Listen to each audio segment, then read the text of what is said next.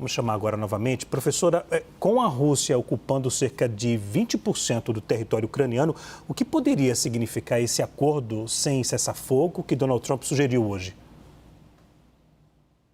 Pois é, Leandro. Usualmente, nas negociações internacionais, sobretudo de conflitos complexos, as fases de negociação costumam ser divididas de maneira talvez mais tradicional, começando por um bloqueio dos ataques, né, da agressão em si, é isso que a gente costuma chamar de cessar-fogo, até que possa se encontrar novos termos para, nesse faseamento, avançar rumo a um sentido mais complexo, profundo, de encerramento da guerra. O que Trump parece estar disposto a tentar conduzir é uma coisa pouco usual, quer dizer, ao invés de a gente passar de fase a fase, já iríamos direto para uma negociação para o encerramento do conflito, né?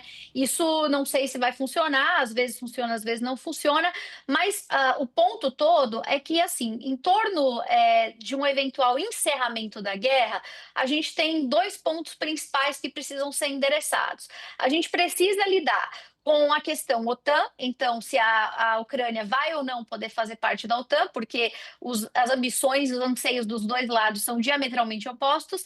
E o segundo é esse tópico dos territórios. Basicamente, o que que hoje a gente tem mais pacificado, né? Existe uma certa leitura pragmática da realidade de que dificilmente a Crimeia vai ser devolvida à Ucrânia como ocorria, como enfim, né, era antes de 2014. Provavelmente vai ser parte dessa barganha, né, ter que aceitar o domínio russo da Crimeia. A região do Donetsk, né, Luhansk, Donetsk, essa região do Donbass que a gente mostrou no mapa, ela é uma região que tem um grupo significativo de pessoas que falam russo e que se identificam com a Rússia morando nesse lugar.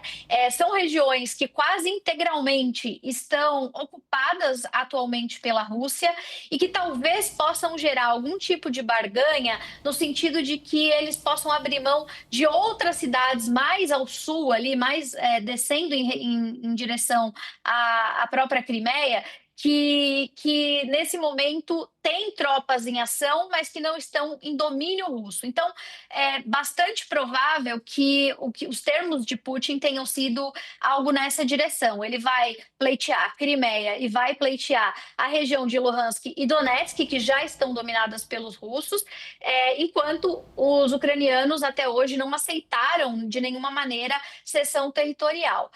Como eu disse, existe, no entanto, um pragmatismo quase dado, né, de que algum tipo de cessão vai acontecer.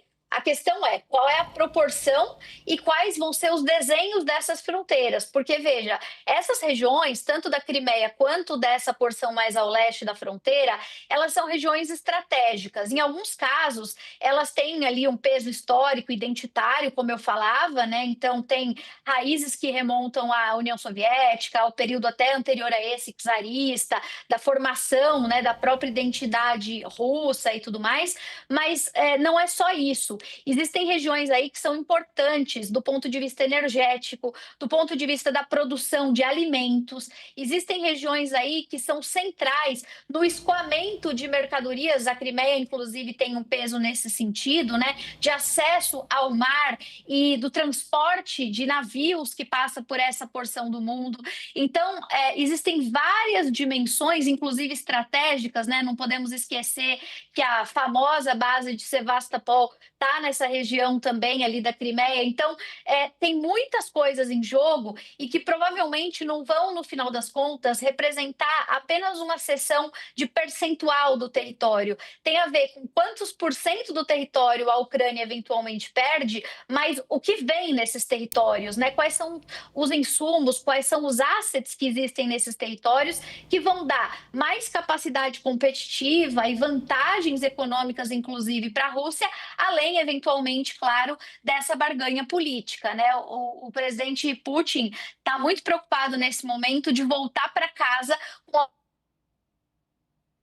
A gente perdeu o sinal com a Alguma professora. coisa que possa politicamente ser entregue como justificativa para esse conflito. Assim como Zelensky também, claro, precisa justificar uma eventual cessão de território em termos que ele próprio não seja visto como um presidente que partilhou a Ucrânia e que fez a Ucrânia sair perdendo. Então, encontrar esse meio termo, Leandro, é nesse momento o desafio que está sendo discutido a portas fechadas. Ok. Professora Fernanda Monhota, muito obrigado, viu, pelas explicações, pela aula. E sem contar também que a reunião entre os dois, entre o presidente dos Estados Unidos, Donald Trump, e Zelensky, foi em um tom muito amistoso, né? Bem diferente, se comparada com aquela última reunião lá, né? Obrigado, viu, professora? Obrigada a você, Leandro. Sempre um prazer estar contigo. Prazer nosso.